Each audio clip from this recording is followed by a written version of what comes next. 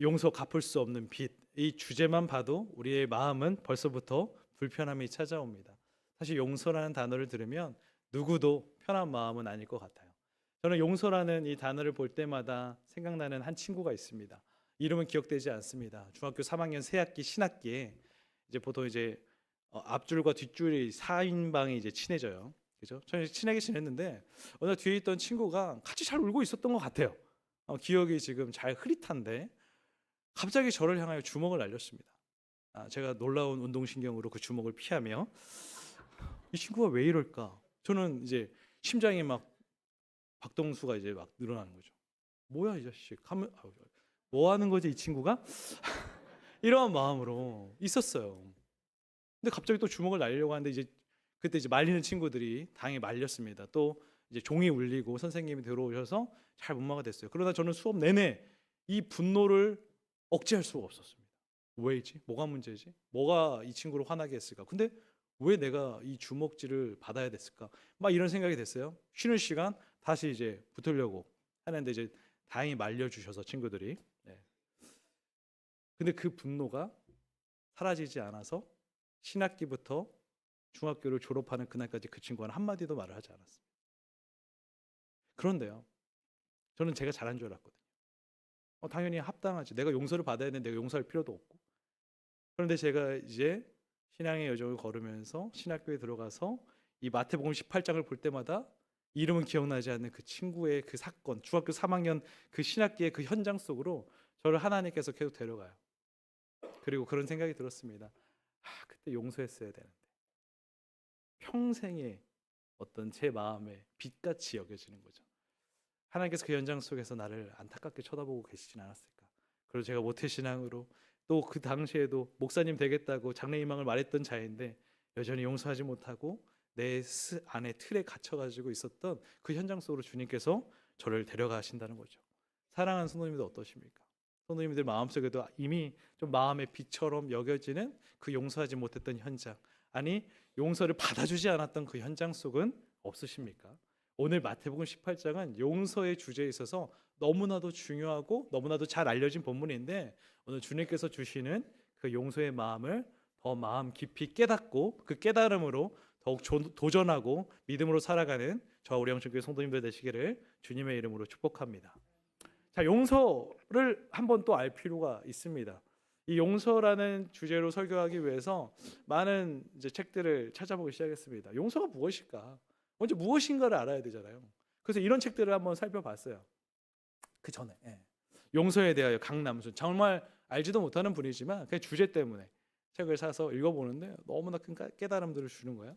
또한 이 용서의 제럴드 젬플스키라는 사람의 책이었는데 너무 어렵지 않게 편하게 읽었지만 그 한자 한자가 마음을 깊이 때렸습니다. 팀 켈러는 워낙 좋아하는 목사님이니까 아직 다 읽지 못했어요. 다 읽지 못했는데 이 마태복음 18장을 시작으로 용서가 무엇인지를 가르쳐 줍니다. 왜 우리가 용서해야 되는가? 근데 용서가 너무 어려운 거죠. 어렵다 보니까 이 용서의 책들을 쓰면서 용서의 나름대로의 정의가 있는데 저에게 울림을 줬던 정의를 한번 보니까 이런 정의예요. 영어로 보니까 forgive예요. 그런데 이 기부가 어디서 왔느냐? 기부업, 포기하다에서 왔대요.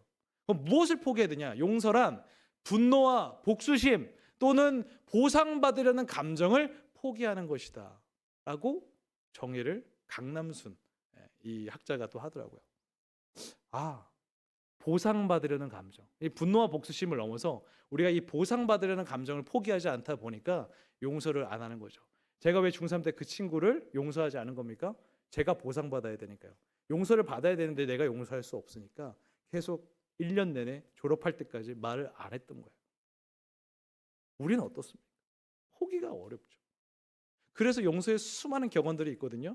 우리 자크 데리다의 이 말이 있는데 용서에 관한 가장 저명한 학자 중에 한 사람입니다. 이렇게 말을 하더라고요. 만약 용서할 만한 것만 용서하겠다고 한다면 용서라는 바로 그 개념 자체가 사라지게 될 것이다. 용서는 오직 용서할 수 없는 것을 용서하는 것이다. 자크 데리다는 이 용서에 대한 학문을 시작하는 데 있어서 가장 저명한 학자였어요.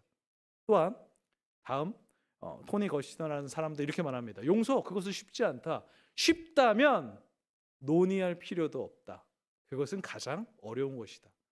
생각해 보니까 용서가 쉽지 않기 때문에 성경의 수많은 구절에서 용서를 말하고 있죠. 만약에 쉽다면 누가 말하겠습니까? 우리가 하기 쉽다면 예수님은 그거에 대해서 이렇게 교훈하실 필요도 없겠죠. 그렇기 때문에 오늘 말씀은 그가 이 땅에 오신 이후 우리를 용서하기 위해 왔는데, 그렇다면 우리는 왜 용서하는 인생을 살아가야 될까? 오늘 말씀을 통하여 교훈 받으신 대로 함께 도전하여 나아갈 수 있는 우리 영천교회가 되기를 주님의 이름으로 축복합니다. 오늘 본문은 이렇게 시작합니다. 21절의 말씀을 읽겠습니다. 그때 베드로가 나와 이르되 주여, 형제가 내게 죄를 범하면 몇 번이나 용서하여 주리이까? 7번까지 하오리이까? 아멘.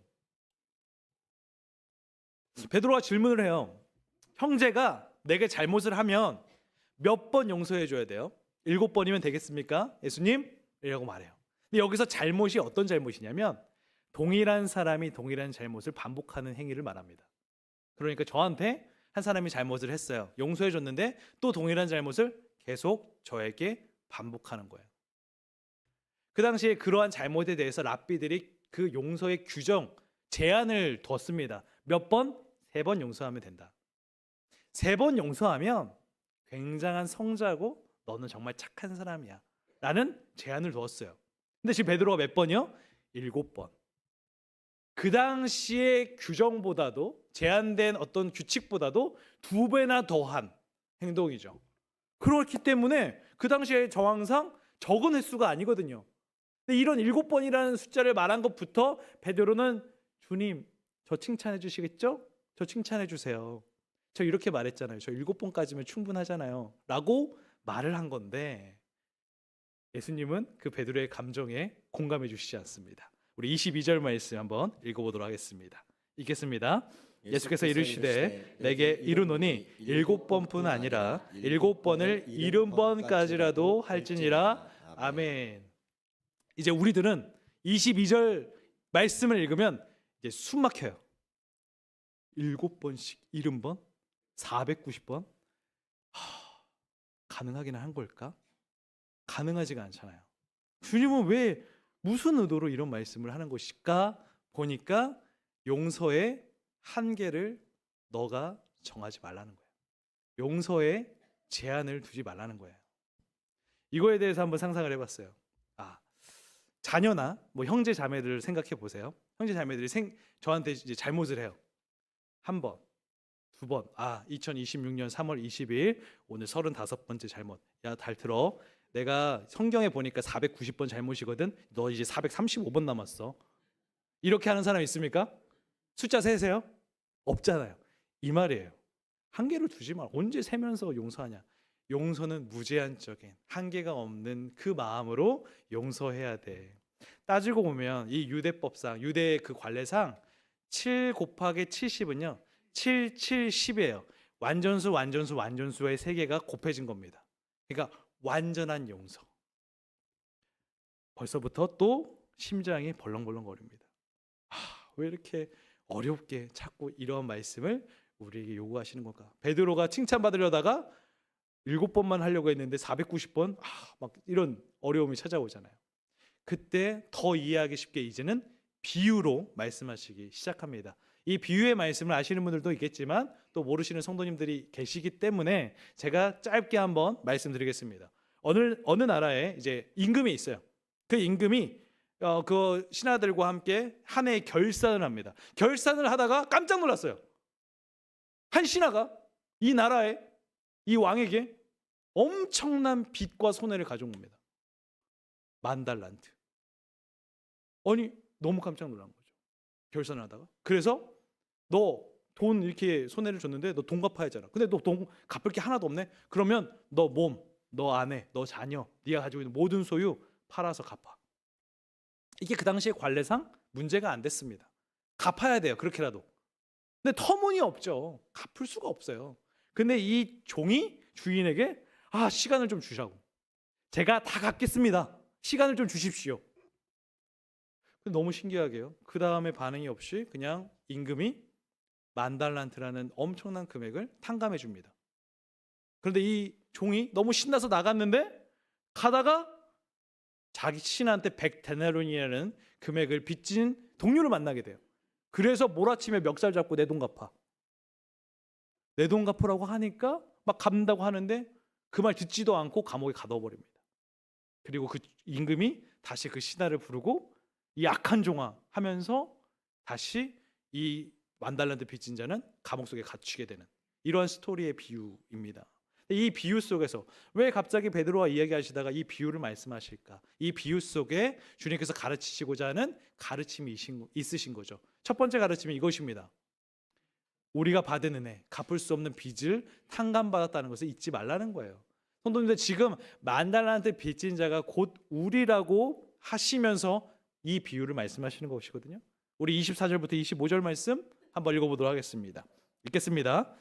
결산할 때에 10,000달란트 빚진 자 하나를 데려오매 갚을 것이 없는지라 주인이 명하여 그 몸과 아내와 자식들과 모든 소유를 다 팔아 갚게 하라 하니 아멘. 자, 10,000달란트가 어느 정도 금액인지를 여러분들이 알아야 이것이 엄청난 사건이라는 것을 알죠. 우리가 10,000달란트 우리 화폐 가치가 아니다 보니까 지금 성도님들이 별로 감동이 없어요. 자, 10,000달란트. 그 당시에 1달란트가 6,000데나리온입니다. 근데 그 당시에 일꾼의 하루 일당이 1데나리온입니다. 그러니까 1달란트를 모으려면 6,000일 동안 한 번도 쓰면 안 돼. 돈을 한 번도 안 쓰고 모아야 되는 금액이라는 거죠. 그런데 10,000달란트면 6천만 데나리온이에요. 자, 6천만 데나리온. 이 노동자가 1년에 300일 정도 일한다고 치고 나서 계산을 해보니까 우리가 1데나리온, 6,000데나리온, 6천만 데나리온 맞죠? 6천만 데나리온? 숫자가 너무 많아. 이거를 한번 계산을 해봤습니다. 몇 년 동안 일해야 될까요? 한 푼도 쓰지 않고 20만 년.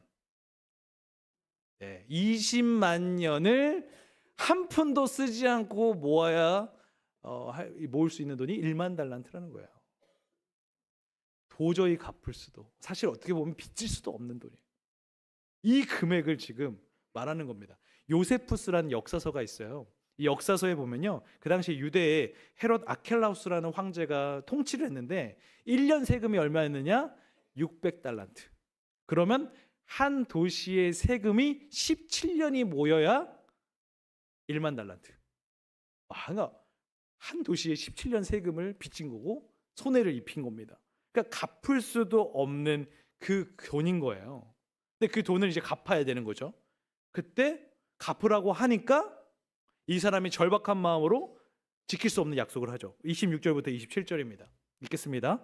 그 종이 엎드려 절하며 이르되 내게 참으소서 다 갚으리이다 하거늘 그 종의 주인이 불쌍히 여겨 놓아 보내며 그 빚을 탕감하여 주었더니. 말도 안 되는 약속을, 거짓 허세, 거짓말을 지금 막 쏟아냅니다. 지금 막 당장 내가 억압을 당하게 생겼으니까 뭐라고 말해요? 내가 다 갚겠나이다. 말도 안 돼요. 말도 안 되는 이 거짓말과 허세를 지금 펼치고 있는 이 종의 모습을 좀 볼 수가 있습니다. 이 주변에 그 사람들의 말을 들었다면요, 누구도 말도 안 되는 소리, 거짓말하고 있어 이랬을 거예요. 그런데 이런 현장 속에서 갑자기 임금이 어떤 말도 안 하고 갑자기 10,000달란트 전체를 다 탕감해 줍니다. 안 갚아도 돼. 이해할 수 없는.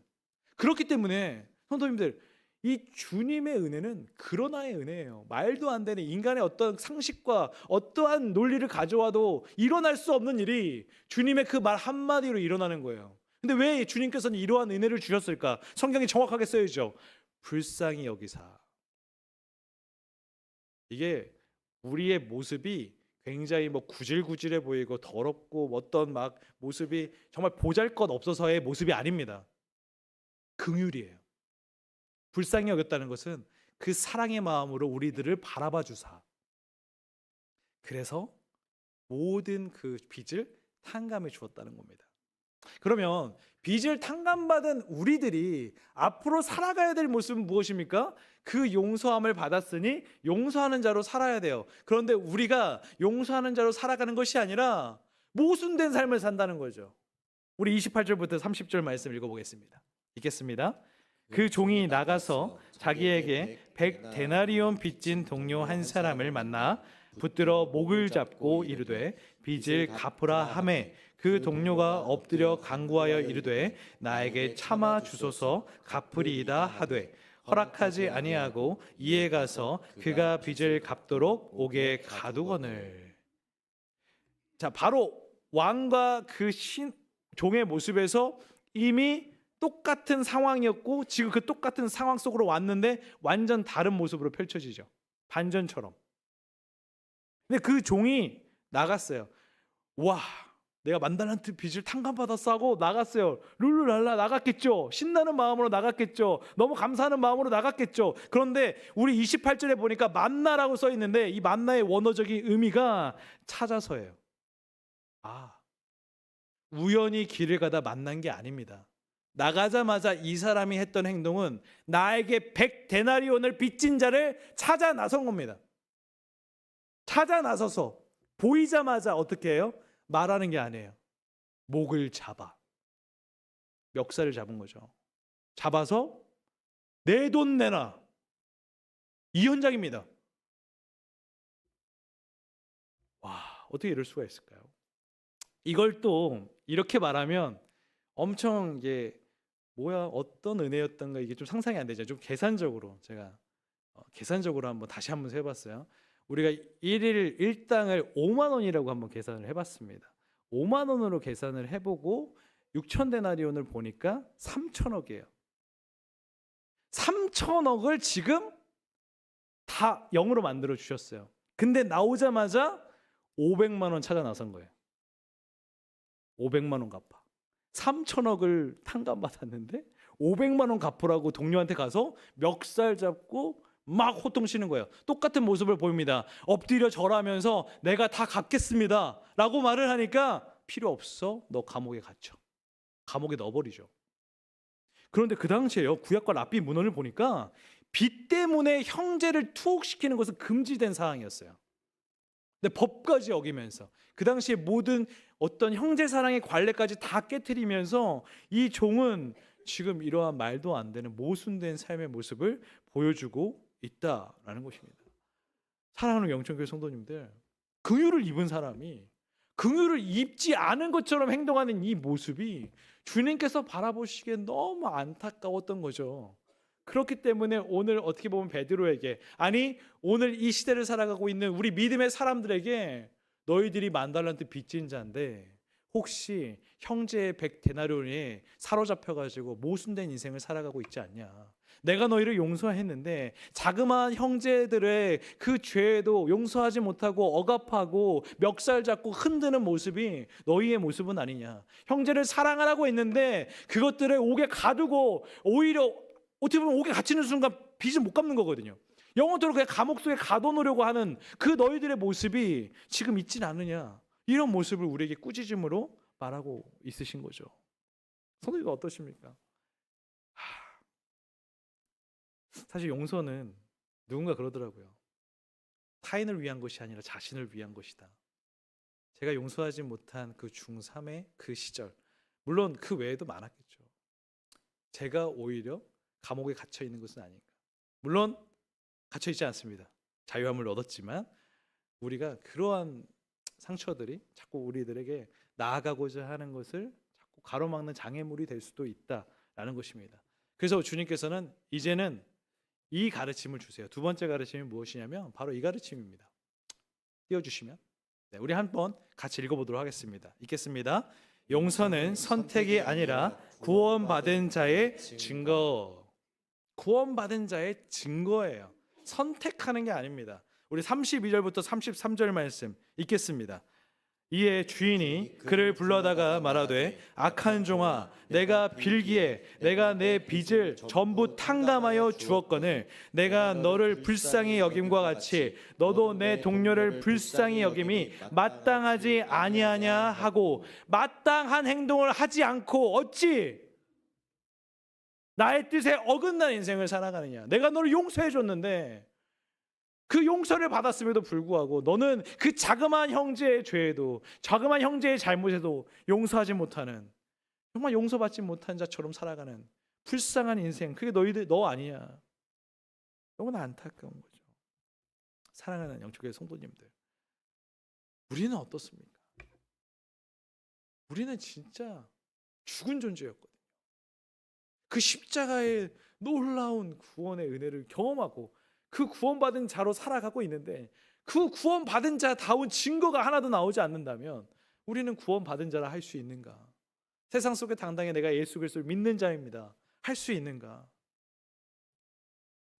제가 되게 존경했던 신대원의 정원택 교수님 계셨습니다. 신약학 교수님이셨는데 이제 하나님께 붙들림을 받아서 소천하셨지만, 그분께서 신약학을 배울 때 이런 말을 하셨어요. 형제를 진심으로 용서하지 않는 사람은 하나님의 용서를 진심으로 받아들이지 않는 사람이므로 결국 하나님의 용서가 없을 것이다. 하나님의 용서를 아는 사람은 진심으로 형제를 용서해야 한다.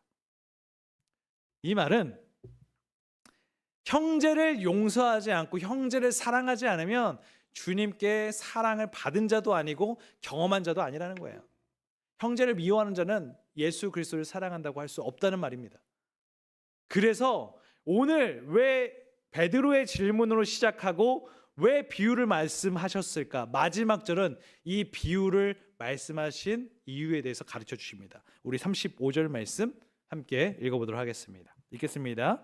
너희가 각각 마음으로부터 형제를 용서하지 아니하면 나의 하늘 아버지께서도 너희에게 이와 같이 하시리라. 아멘.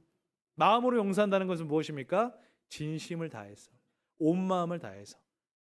입술로 그래 내가 받아줄게, 내가 널 용서해, 아니면 그냥 입으로만 용서해줘, 이런 것은 의미가 없다는 거예요.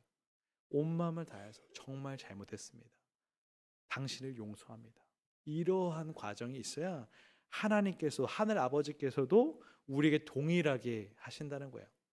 오늘 마태복음 18장이 사실 이미 산상수훈에서 예수님께서 가르치셨습니다. 우리 마태복음 6장 14절 15절 말씀도 한번 읽어보도록 하겠습니다. 읽겠습니다. 너희가 사람의 잘못을 용서하면 너희 하늘 아버지께서도 너희 잘못을 용서하시려니와 너희가 사람의 잘못을 용서하지 아니하면 너희 아버지께서도 너희 잘못을 용서하지 아니하시리라. 아멘. 동일한 말이죠. 결국 하나님을 사랑한다고 고백하는 사람들은요, 형제를 사랑할 수밖에 없어요. 하나님 아버지 사랑한다고 해놓고 형제를 사랑함이 없다면 그것은 진정 하나님 아버지를 믿는 것이 아니죠. 오늘 주님께서는 아버지를 믿는 자라면, 아버지를 사랑하는 자라면 동일하게 그 마음으로 영광을 올려드려야 된다라고 말하고 있습니다. 성도님들, 다시 한번 말씀드리지만 주님께서 이 땅에 오신 이유가 무엇입니까? 하나님 아버지의 용서의 실체가 되기 위해서 오셨고, 주님께서 십자가에 못 박혀 돌아가심으로 인하여서 우리는 10,000달란트라는 빚진 자였는데 모든 빚을 탕감받았습니다. 우리는 구원을 얻었어요. 놀라운 영광 속에 거하게 된 것입니다. 그런데 이러한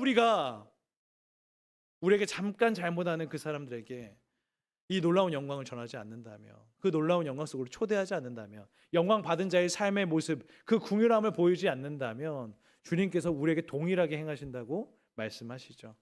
오늘 다시 한번 주님의 이 준엄한 이 가르침을 우리의 마음에 새기고 용서 받은 자답게 용서하는 삶을 살아가는 우리 모두가 되기를 주님의 이름으로 축복합니다. 말씀을 마치면서 또 주님께서는 이런 말씀을 하십니다. 요한복음 15장 12절 말씀 우리 한 번 더 읽도록 하겠습니다. 읽겠습니다. 내 계명은 곧 내가 너희를 사랑한 것 같이 너희도 서로 사랑하라는 이것이니라. 아멘. 주님께서 우리를 사랑하신 것 같이, 주님께서 우리를 사랑하신 것 같이 여러분들도 서로 사랑하는 것, 이것은 너무나 명확한 구원받은 자의 증거가 될 줄 믿습니다. 구원받은 하나님의 자녀로서 더욱 서로 사랑하고 형제와 자매를 더욱 사랑할 수 있는 우리 영천교회 온 성도님들이 되시기를 주님의 이름으로 축복합니다. 기도하겠습니다.